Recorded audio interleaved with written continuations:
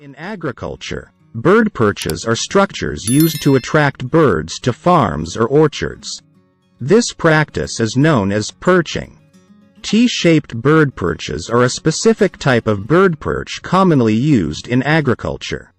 They consist of a vertical pole with a horizontal T-shaped structure at the top, which provides a convenient perching spot for birds.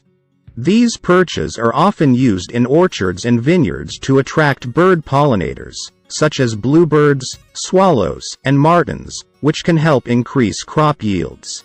The T-shape of the perch is designed to provide a stable and comfortable resting place for the birds, allowing them to rest and feed before moving on to the next flowering tree or plant. T-shaped bird perches can also be used as a tool for pest management in agriculture.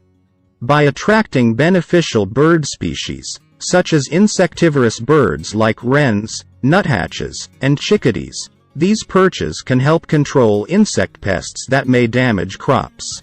Birds are natural predators of insects and can help reduce the need for pesticides, making them a more sustainable and environmentally friendly pest control option.